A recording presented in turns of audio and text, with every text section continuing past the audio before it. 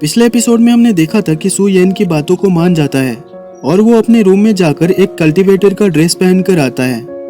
अब मिन उसे कल्टीवेट करना सिखाने लगती है और उसे कहती है कि हम इंसानों के अंदर एक स्पिरिट होता है जिसके मदद से हम स्पिरिचुअल पावर्स को एब्जॉर्ब कर सकते हैं और ये स्पिरिचुअल एनर्जी हमारे दुनिया में नेचर से आता है और हम कल्टीवेशन के जरिए उस नेचुरल एनर्जी को स्पिरिचुअल एनर्जी में कन्वर्ट कर सकते हैं।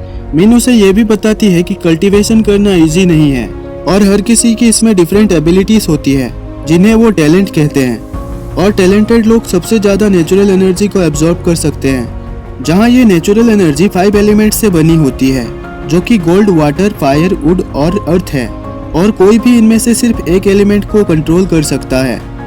पर वो सभी तुमसे अभी काफ़ी दूर हैं, जहाँ तक पहुँचने के लिए तुम्हें काफ़ी मेहनत करना होगा।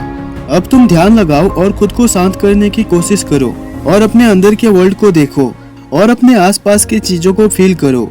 अब सू ऐसा ही करने लगता है और जो कुछ भी मिन ने उसे सिखाया होता है उसे दोहराने लगता है।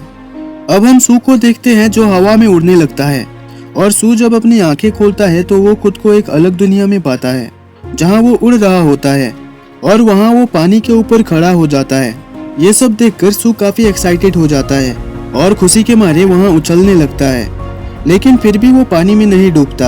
अब वो वहाँ इधर उधर उड़ रहा होता है, तभी उसके शरीर से एक एनर्जी बॉल टकराती है और उसके शरीर में वो एब्जॉर्ब हो जाती है, जिससे सू काफी अच्छा फील करने लगता है। अब बाहर हम मिन और येन को बातें करते हुए देखते हैं, जहाँ वो बोल रही होती है कि सू इतनी जल्दी मेडिटेशन सीख गया, ये काफी इम्प्रेसिव है और सू तो स्पिरिचुअल एनर्जी को अभी से फील कर पा रहा है, जहां उन्हें ये सब करने में हफ्तों बीत गए थे। येन मिन से कहती है कि जिस स्पीड से सू कल्टीवेट कर रहा है ये सू के लिए काफी अच्छी बात है, लेकिन क्या ये सब स्टार स्प्रिंग के कारण है और क्या यही स्टार स्प्रिंग की पावर है और शायद इसीलिए स्टार स्प्रिंग के सारे मास्टर इतने पावरफुल थे। अब सू उन एनर्जी बॉल्स को देखकर सोचता है कि क्या यही स्पिरिचुअल पावर्स हैं और मुझे इससे काफी अच्छा फील हो रहा है। तभी सू को बाहर से आवाज आती है कि अपने कल्टीवेशन से मत भटको और कल्टीवेशन जारी रखो। अब सू उन सभी स्पिरिचुअल पावर्स को अपने अंदर समाने लगता है और उसे कल्टीवेशन करते करते काफी समय बीत जाती है, जिसे देखकर मिन और येन काफी हैरान होते हैं क्योंकि पहली बार में इतने समय तक कोई भी मेडिटेट नहीं कर सकता, यहाँ तक कि उनके मास्टर भी ये नहीं कर पाते थे।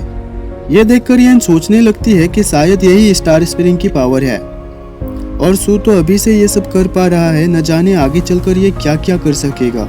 मिन उसे फिर से कहती है कि अगर तुम्हारे दिमाग में सू को हर्ट करने का ख्याल अभी भी है तो तुम इसे भूल जाओ, वरना तुम यहाँ के रेस्टोरेंट डिपार्टमेंट के हाथों मारी जाओगी। अब येन हंसते हुए मिन से कहती है कि क्या तुम्हें सू पसंद आने लगा है, तुम क्यों इसकी फिक्र कर रही हो। जिसे सुनकर मिन फिर से उस पर गुस्सा करने लगती है और अपना वेपन निकाल लेती है। तभी सू के बॉडी से एक पावरफुल ऑरा बाहर आता है और अब सू मेडिटेशन से बाहर आ चुका होता है। मिन उससे पूछती है कि अभी तुम्हें कैसा फील हो रहा है और तुमने वहाँ कितनी नेचुरल एनर्जी देखी, जहाँ सू उनसे कहता है कि मैंने ज्यादा नहीं, लगभग 1000 के आसपास एनर्जी बॉल्स को देखा। जिसे सुनकर मिन चौंक जाती है और सोचने लगती है कि सू ने पहली बार में ही इतने सारे एनर्जी को फील कर लिया। वहीं सू अब उदास हो जाता है और कहता है कि मुझे पता है ये काफी नहीं है, मैं एक लूजर हूँ, और उनसे पूछता है कि क्या ये नंबर बहुत कम है। जिसे सुनकर मिन खांसने लगती है और उससे झूठ बोलती है कि हाँ ये थोड़ी कम है, पर तुम चिंता मत करो, धीरे धीरे तुम भी हमारी तरह बहुत सारे स्पिरिट एनर्जी को अब्सॉर्ब कर सकोगे। जिसे सुनकर सू खुश हो जाता है और उससे कहता है कि मैं अब से और ज्यादा मेहनत करूंगा। अब हमें 1 घंटे पहले का सीन दिखाया जाता है, जहां हम उस प्लेनेट के कल्टीवेशन ब्यूरो को देखते हैं।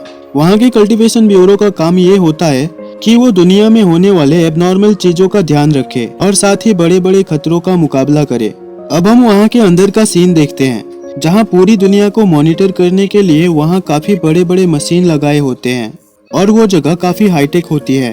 अब हम वहाँ एक बड़े ऑफिसर को देखते हैं, जहाँ उनका एक सबॉर्डिनेट वहाँ आकर उन्हें रिपोर्ट देता है और कहता है कि सब कुछ ठीक चल रहा है और पिछले 1 हफ्ते में कोई भी घटना नहीं हुआ है। तभी वहाँ के सारे अलार्म बजने लगते हैं और वहाँ उनके कंप्यूटर स्क्रीन में एबनॉर्मल एनर्जी डिटेक्ट होती है और वो धीरे धीरे उनके प्लेनेट के करीब आ रही होती है। तभी हमें पता चलता है कि उनका कंप्यूटर उन्हें स्टार स्प्रिंग और मिन येन के बारे में बता रहा होता है और यही ये एपिसोड खत्म हो जाती है।